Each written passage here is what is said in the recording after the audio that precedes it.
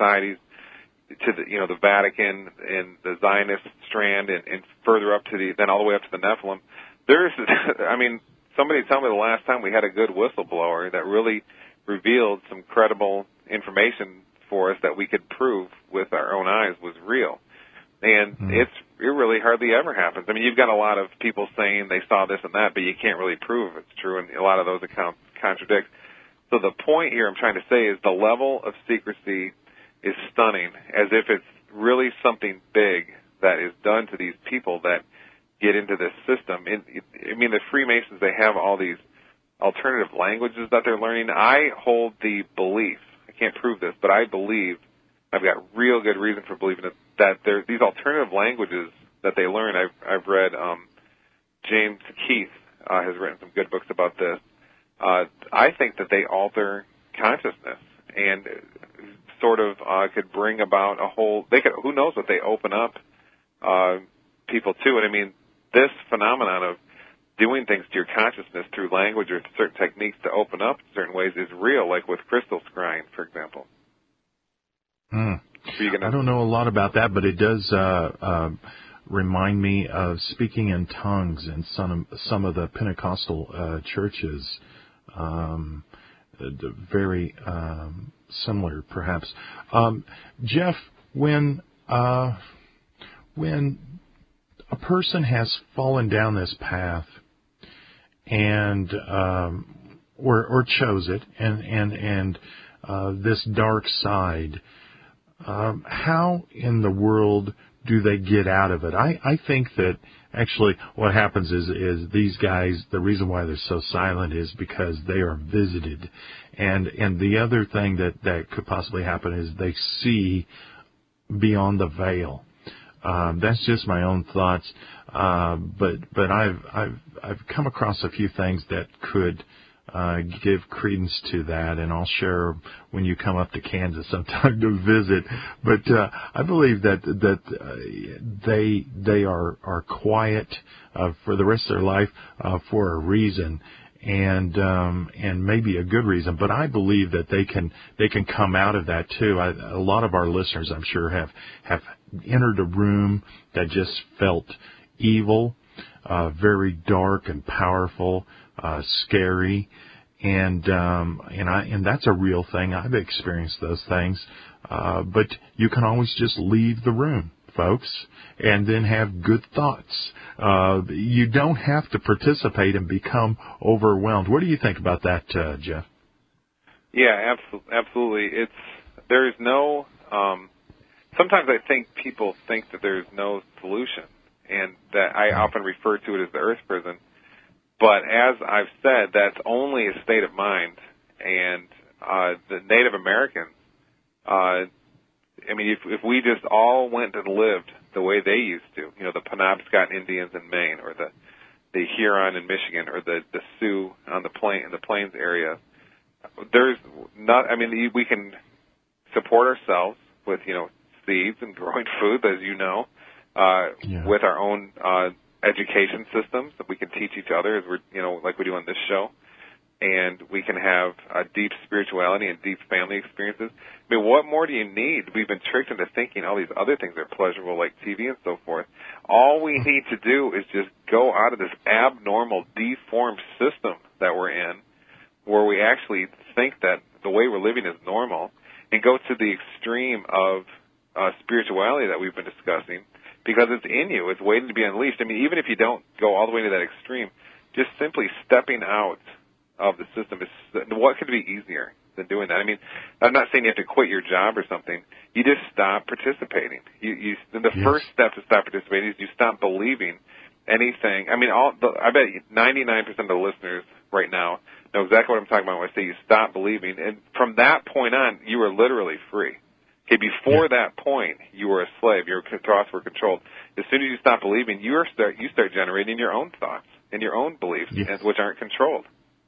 That's right, and it's a real powerful liberation, that moment. And I believe that when we create our own reality, it's more than just, it's beyond want and it's beyond faith. It's a decisive choice.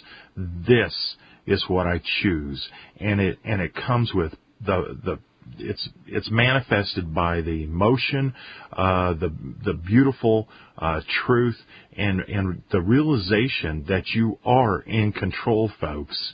You are in control of your own life, and you can liberate yourself. And I continually beat you guys over the head with the idea that you got to stop going to the government or to the pulpit for the solutions and expecting them to solve the world's problems. The world can be solved by you, and you are the one in charge. But it starts with you and it ends with you. And I really hope you guys at some point accept that, because it is the truth. It is just a choice. And once you do it mentally and spiritually, then everything else will come around, and you'll take back control of your everyday life. But it is the simple things, folks. To once you make those choices, you'll start to feel have less need for the trinkets and for the money. Those things will not be relevant anymore. What will become important is relationships. And Jeff, I bet you and your wife really resonate as one, and I can tell you feel really blessed with your mate in life. Absolutely. Yeah, I mean, that's where we have to understand it's not normal to be such strangers to your children and to the person you're married to, and even your minister at church, or, I mean, if you can even call these people spiritual leaders anymore.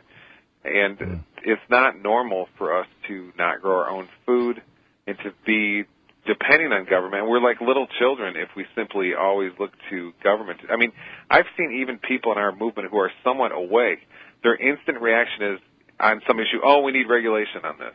Oh, okay, who's going to do that? Big government? Or, oh, we need certification systems for something in question. Oh, who's going to do that? Big government? No. We're just so ingrained with this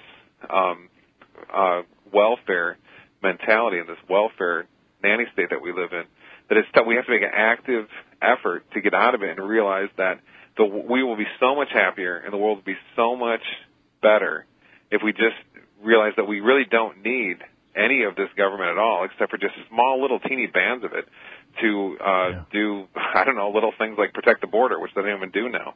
You know, little things like that. I mean, go to a place like Costa Rica where there's at one point, there's hardly any government presence, and the crime goes way down, and people just carry their firearms out in the open, and it's very peaceful, and that's without government is what does that.